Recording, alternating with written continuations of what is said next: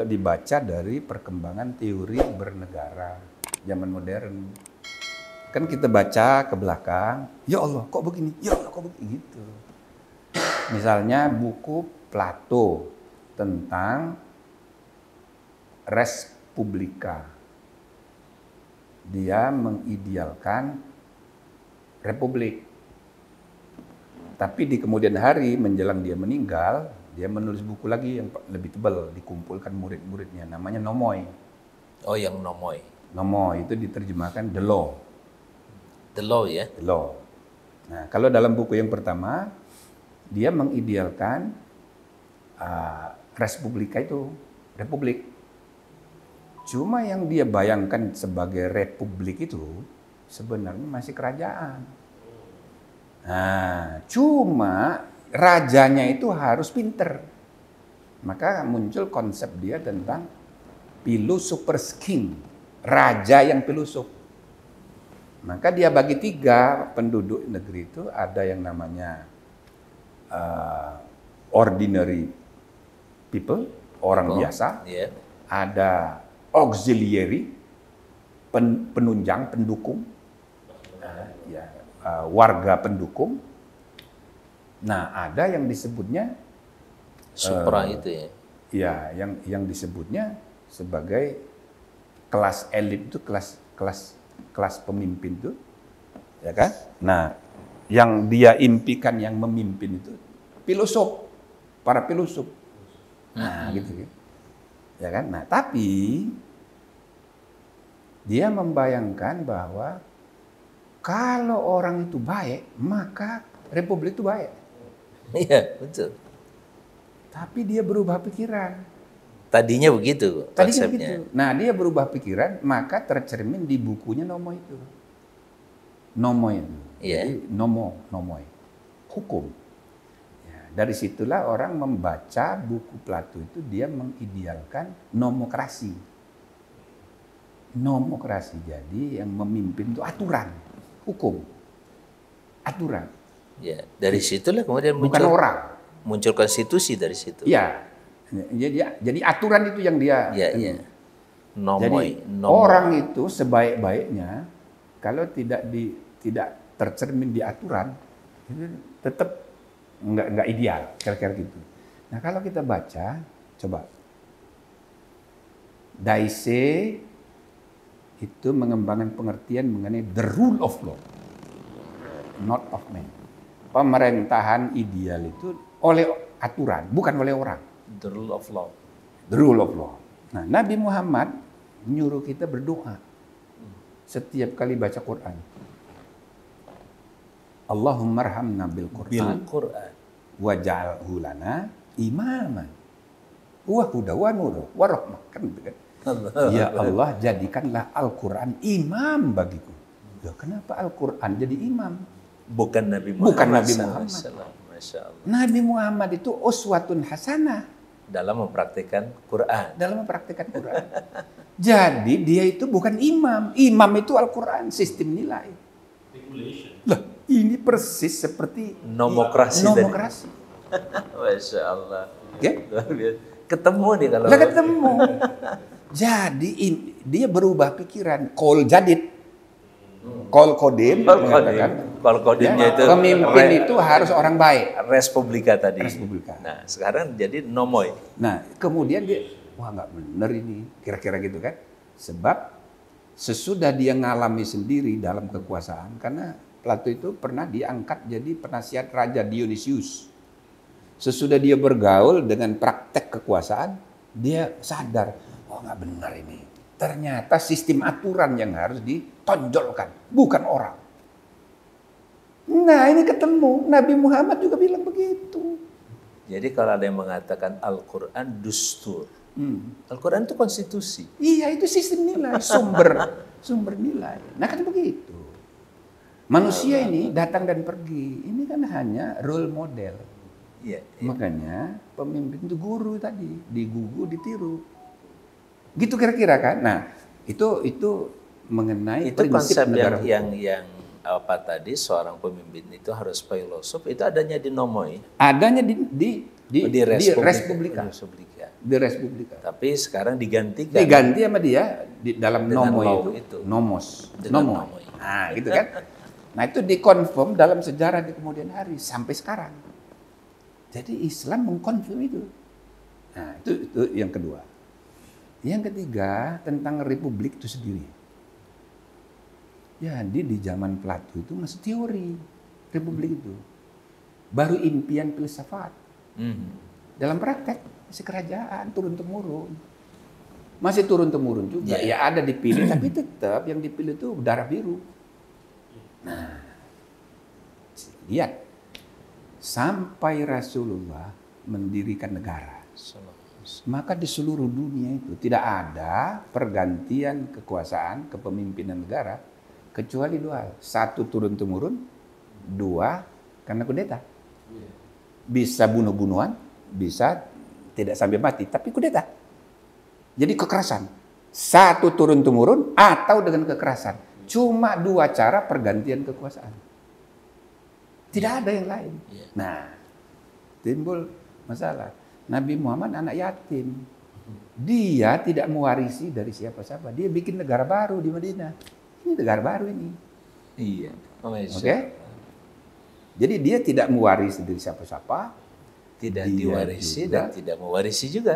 Dia juga tidak dengan kekerasan. Dengan baik-baik bikin ini. Nah, selanjutnya dia digantikan. Coba lihat. Semua anak-anak muda, semua yang kelompok-kelompok yang dekat dengan Rasulullah ingin Sayyidina Ali jadi pengganti dan penerus. Persis. Sayyidina Ali itu anak muda, tokoh, cerdas, pintar sekali. Gagah, berani, pokoknya segala memenuhi syarat. Ya kan? Untuk menggantikan Rasulullah. Cuma yang jadi masalah, dia ini satu, mantu. Bukan cuma mantu, dia ini adik, ponakan, adik sepupu. Tapi bukan adik sepupu saja, dia sejak kecil tinggal sama Nabi Muhammad. Jadi kayak anak angkat.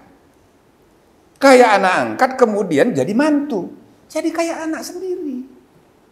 Seandainya dia yang menggantikan, maka itu jadi kerajaan. Mirip kerajaan. Ini jadi kerajaan, otomatis. Ya kan? Karena budaya Arab itu kerajaan. Itu tadi. Kalau tidak turun-temurun, yaitu kudeta. Rasulullah tidak pernah memberi isyarat bahwa yang menggantikan, meneruskan dia harus dari keluarga. Maka para sahabat senior nggak mau. Maka dibaiatlah Abu Bakar Siddiq. Ya kan, sahabat dia yang lebih senior. Ya. Dengan berbagai kualitas yang dengan berbagai kualitas dia dianu. Nah, jadi Umar bin Khattab pidato, saya dengan ini dia mengajak semua jamaah di lapangan, ya kan? Ya. Untuk membaiat Abu Bakar Siddiq. Yang lain setuju. Tapi sekelompok walk out. Nah, itulah namanya kaum Khawarij. Ibaratnya begitu ya. Kaum Khawarij. Nah, coba diperhatikan. Ini ada beberapa poin. Satu, yang diidealkan itu republik, bukan kerajaan. Kedua, itulah pemilu pilpres pertama dalam sejarah umat manusia. Di masa pergantian Rasulullah SAW oleh sahabat ini. Itu pilpres itu. Nah, cuma belum ada KPU-nya waktu itu. Belum ada kertas suara. Tapi sudah ada yang WO. Untuk menunjukkan bahwa ini dinamik. Dan ini demokratis. Artinya ya, setiap penduduk waktu itu punya hak untuk menerima atau menolak waktu itu. Secara kultural, seandainya yang dipilih itu Sayyidina Ali, semua orang terima juga. Cuma apa akibatnya? Jadi kerajaan. Jadi membenarkan budaya feodal Arab waktu itu. Tapi para sahabat senior nggak mau. Nah, baiat itu sekarang disalahgunakan, disalahpahami. Abu Bakar Ba'asyir membaiat anak buah dari atas ke bawah. Salah. Baiat itu rakyat membaiat pemimpin. Itulah pemilu. Jadi bukan atasan membaiat bawahan, tapi bawahan membaiat atasan. Itu pemilu. Ya kan? Ada yang setuju, ada yang tidak setuju. Saya mau konfirmasi dengan teorinya Mukhtar Asy-Syinkiti ini, Prof. Jadi menurut dia bahwa konsep demokrasi Islam itu sudah sangat jelas waktu itu tadi. Dia istilahkan dengan astagfirullahaladzim, at-ta'ammur bi'imroh. At-ta'ammur itu dia memerintah dengan perintah. Imrohnya itu siapa? Rakyat. Jadi menurut dia teori demokrasi dalam Islam itu ibarat piramida terbalik. Rakyat yang di atas yang menentukan, pemimpin yang di bawah.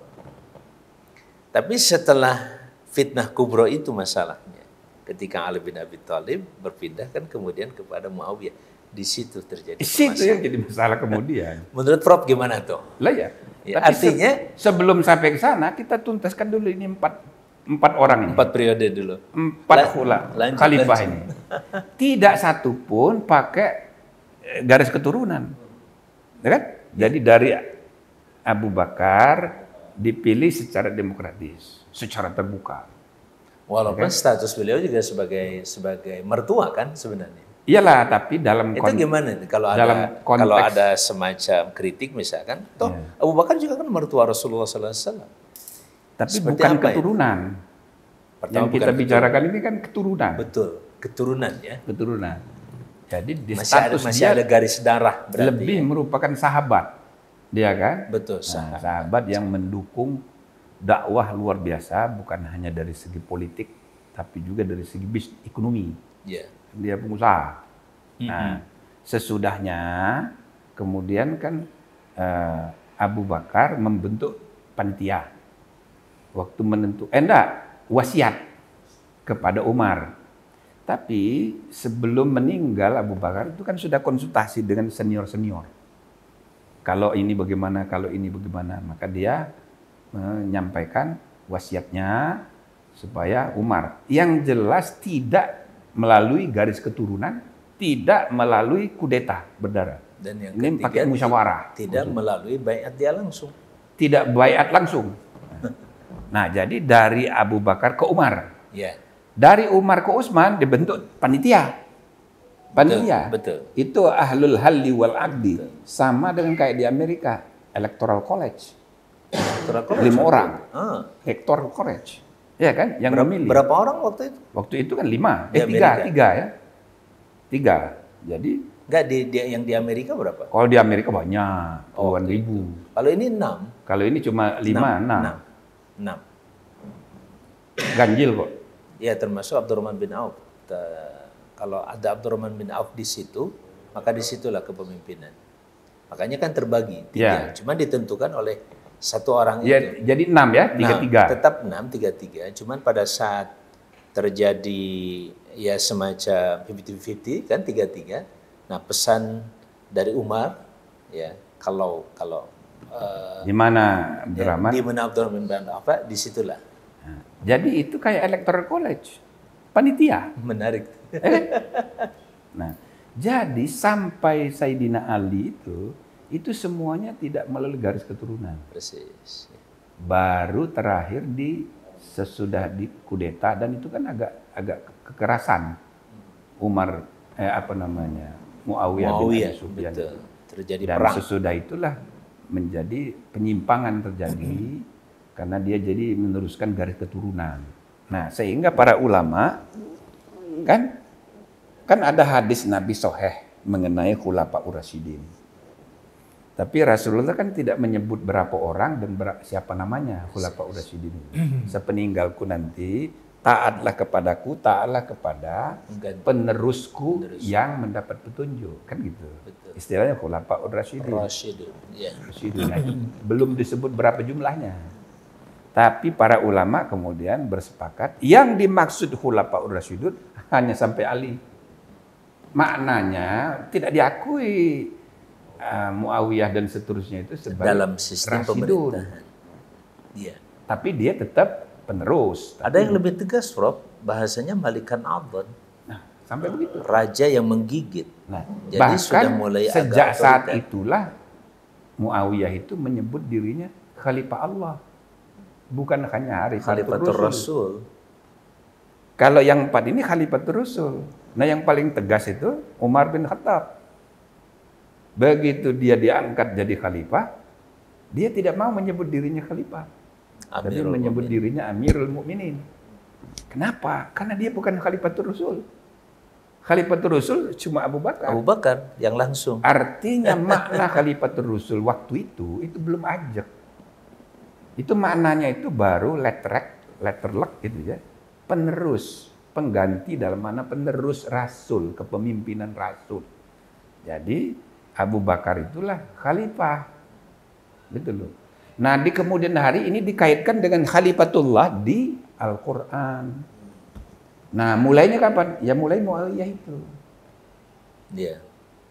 Jadi teokrasi dia. Nah, semua agama punya pengalaman yang sama dengan itu. Iya. Kristen, Yahudi, Hindu, Raja Dewa, Raja Pendeta, sama. Jadi itu kecenderungan umum semua agama, semua peradaban. Raja itu mengklaim dirinya atas nama Tuhan. Maka dia bisa mutlak memimpin. Nah itu terjadi sejak Muawiyah. Tapi kita ini tidak boleh juga menyalahkan sebagai apa ya. Karena peradaban Islam itu 7 abad berkembang dalam sistem kerajaan kayak begitu. Iya. Makanya saya selalu berkata, apakah Islam itu memilih sistem republik atau kerajaan? Kira-kira begini, kerajaan itu tinggal pilih. Mau disebut mubah, maka republik itu sunnah. Gitu. Kalau republik itu mubah, maka kerajaan itu makruh. Nggak bisa diharamkan. Nggak bisa diharamkan. Ya makruh aja paling jauh. Betul. Ya kan? Nah jadi tinggal kita pilih. Sebab kalau kita haramkan, Brunei marah nanti. Saudi marah semua. 600 tahun pengharaman kan? Nah makanya perkembangan Islam, jasa sistem kerajaan itu sudah besar. Jadi nggak usah kita nggak usah kita nafikan. Nah cuma mau bicara ideal, Islam itu tidak mengajarkan kerjaan. Ya. Artinya gesture ya, sinyal dari Nabi Muhammad itu bukan kerajaan. Itu yang ditangkap oleh para sahabat senior. Nah, itu anunya. Jadi konstitusi tertulis pertama, pemilu pertama, demokrasi in action sebenarnya pertama. Kemudian kenapa demokrasi in action? Semua teori demokrasi itu teori-teori aja baru. Tapi dalam praktek di zaman Rasulullah dipraktekkan. Jadi begini, kata demokrasi itu di zaman Yunani jelek. Jelek. Nggak artinya apa? Artinya itu kekuasaan oleh rakyat dan itu dianggap jelek. Waktu itu. Tidak baik. Jadi dalam teori mengenai yang dianggap baik itu bukan demokrasi. Demokrasi itu penyimpangan. Jadi ketika terjadi kekacauan, semua rakyat ikut menentukan. Nah itu demokrasi. Jadi istilah demokrasi itu buruk. Sangat buruk di zaman Yunani. Iya. Okay? Nah, demokrasi itu baru baik itu kira-kira abad ke-15.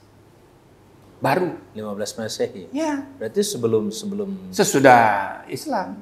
Sesudah Islam tapi sebelum teori-teori John Locke dan lain-lain Iya. itu. Jadi kata demokrasi itu baru baik di kemudian hari. Kenapa? Karena ada contohnya. Nah, contohnya itu salah satunya di nama Nabi. Kan? Rasulullah itu tidak pernah membuat keputusan kecuali dalam urusan wahyu. Betul.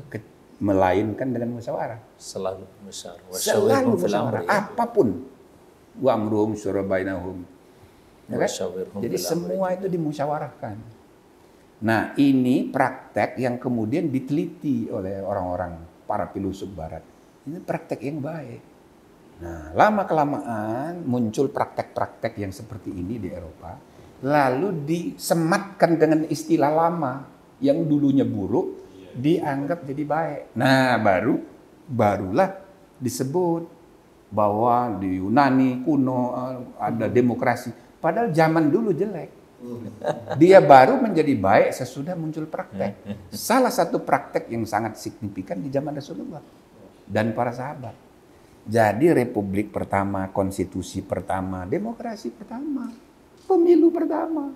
Ada 4 ya, 4 persoalan politik itu semuanya selesai dengan sangat luar biasa. Iya. Maka kita harus membaca tanda-tanda zaman sebagai sunnahnya Allah.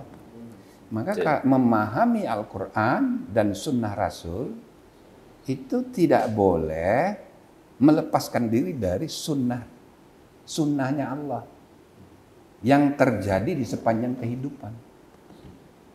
Jadi kalau kita mempelajari agama Islam hanya berpatokan pada teks Quran dan sunnah, habis kita berdebat. Kalau tidak dihubungkan dengan perkembangan ilmu itu tafsir manusia kepada sunnahnya Allah.